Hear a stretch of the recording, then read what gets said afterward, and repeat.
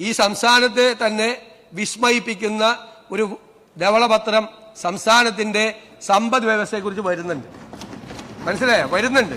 ഇതിനൊക്കെയുള്ള മറുപടി അതിൻ്റെ അകത്തുണ്ട്. പെട്രോൾ ഡീസൽ വില വർധന ഏറ്റവും കൂടി നിന്ന സമയത്താണ് സോഷ്യൽ സെക്യൂരിറ്റി പെൻഷന്റെ പേരിൽ അങ്ങ് ധനകാര്യമന്ത്രിയായിരുന്നപ്പോൾ ഇന്ധന സെസ് 2 രൂപയ്ക്ക് വർദ്ധിപ്പിച്ചത്.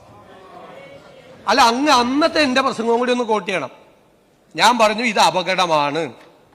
ഈ 2 രൂപ ഇപ്പോൾ വില കൂടി നിൽക്കുമ്പോൾ വർദ്ധിച്ചാൽ, കാരണം കേരളം, നമ്മളെല്ലാവരും അറിഞ്ഞിരിക്കേണ്ട കാര്യം, കേരളം ഒരു കൺസ്യൂമർ സ്റ്റേറ്റ് ആണ്. ഉൽപ്പന്നങ്ങൾ കേരളത്തിലേക്ക് അന്യ സംസ്ഥാനങ്ങളിൽ നിന്ന് ഏറ്റവും ലോങ് ഡിസ്റ്റൻസ് ട്രാവൽ ചെയ്ത് വരുന്ന ട്രക്കുകളിലാണ് വരുന്നത്. ഡീസലാണ്. പെട്രോളിനെക്കാളും കൂടുതൽ കൺസംഷൻ നടക്കുന്നത് ഡീസലാണ്. ഡീസൽ കൺസംഷനാണ്. ആ ഡീസൽ കൺസംഷൻ മാഹിയിൽ വരുമ്പോൾ വേറെ വില, തമിഴ്നാട് അതിർത്തിയിൽ വരുമ്പോൾ വേറെ വില, കർണാടക അതിർത്തിയിൽ വരുമ്പോൾ വേറെ വില. വലിയ വില വ്യത്യാസം കേരളത്തിൽ ഉണ്ടാവുമ്പോൾ എന്ത് ചെയ്യും? ഈ ട്രക്കുകൾ അവർ ഫുൾ ലോഡ് സംസ്ഥാന അതിർത്തിയിൽ നിന്ന് ഫില്ല് ചെയ്തിട്ട് വരും, ഫുൾ ലോഡ്. അപ്പൊ ഞാനൊന്ന് പറഞ്ഞു, ഇതിന്റെ നിങ്ങൾ ഈ 2 രൂപ കൂട്ടിയപ്പോൾ നിങ്ങൾക്ക് ഒരുപാട് നികുതി നഷ്ടം ഉണ്ടാവും. കാരണം ഡീസലിന്റെ കൺസംഷൻ കുറയും എന്ന് പറഞ്ഞു. അന്ന് അങ്ങ് പരിഹസിച്ചൊന്നും ഞാൻ പറയില്ല, അങ്ങ് പറഞ്ഞു ഒരു കൺസംഷനും കുറയാൻ പോകില്ല എന്ന് പറഞ്ഞു. ഞാനത് ഓർത്തു വെച്ചിട്ട് 1 കൊല്ലം കഴിഞ്ഞപ്പോൾ അങ്ങേക്ക് ഡീസൽ കൺസംഷന്റെ കണക്ക് കാണിച്ചു തന്നു. 1.5 കോടി ലിറ്ററിന്റെ ഡീസലിന്റെ കൺസംഷൻ കുറവുണ്ടായി. 1.5 കോടി ലിറ്റർ. തെറ്റായ തീരുമാനമായിരുന്നു ആ സെസ് കൂട്ടാനുള്ള തീരുമാനം. അന്നത്തെ കാലത്ത് തെറ്റായ തീരുമാനം.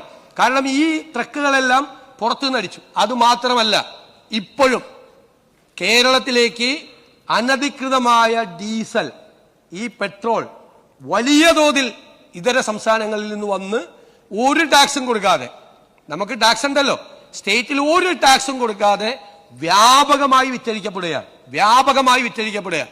അത് തടയാനുള്ള അതിശക്തമായ നടപടികൾ ഈ ഗവൺമെന്റ് സ്വീകരിക്കും. ഒരു സംശയം അക്കാര്യത്തിലില്ല. അങ്ങയുടെ കാലത്താണ് ഈ അപകടം മുഴുവൻ ഉണ്ടായത്. ഈ അപകടം മുഴുവൻ 1.5 കോടി ലിറ്ററിന്റെ ഡീസലിന്റെ കൺസംഷൻ കുറയുകയും വ്യാപകമായ നികുതി നഷ്ടം ഈ മേഖലയിൽ ഉണ്ടാകുകയും ചെയ്തത് ശക്തമായ നടപടികൾ ഗവൺമെന്റിന്റെ ഭാഗത്ത് നിന്ന് സ്വീകരിക്കാത്തതുകൊണ്ടാണ്. അത് ഞങ്ങൾ മനസ്സിലാക്കി, ആ കഴിഞ്ഞ സർക്കാരിന്റെ കാലത്തുള്ള കുറവുകൾ മനസ്സിലാക്കി ഞങ്ങൾ അതിശക്തമായ നടപടികൾ സ്വീകരിക്കും. ഒരു സംശയവും അക്കാര്യത്തിലില്ല. അതുകൊണ്ട് ഇപ്പോഴുള്ള കാര്യങ്ങൾ, ഈ കാര്യങ്ങളെല്ലാം പരിശോധിക്കണം. വിലവർദ്ധനവ് തടയുന്നതിന് വേണ്ടിയിട്ടുള്ള നടപടികളാണ് സ്വീകരിക്കാൻ ഫസ്റ്റ് പ്രയോറിറ്റി. ഗവൺമെന്റിന്റെ പ്രയോറിറ്റി അതാണ്. വിലവർദ്ധനവ് തടയാൻ, ഈ നാണ്യപ്പെരുപ്പം കുറച്ച് വിലവർദ്ധനവ് തടയാനുള്ള നടപടികൾ സ്വീകരിക്കുക എന്നതാണ് സർക്കാരിന്റെ ഫസ്റ്റ് പ്രയോറിറ്റി. പിന്നെ അങ്ങ് ഫിനാൻസ് കമ്മീഷന്റെ 15ാമത് ഫിനാൻസ് കമ്മീഷൻ 16ാമത് ഫിനാൻസ് കമ്മീഷനായ മാറിയ കാര്യവും ഞങ്ങൾക്ക് 1.92 കിട്ടിയെന്നും പറഞ്ഞു. അതിനൊന്നും ഞാനിപ്പോൾ മറുപടി പറയുന്നില്ല. ഈ സംസ്ഥാനത്തെ തന്നെ വിസ്മയിപ്പിക്കുന്ന ഒരു ധവളപത്രം സംസ്ഥാനത്തിന്റെ സമ്പദ് വ്യവസ്ഥയെക്കുറിച്ച് വരുന്നുണ്ട്.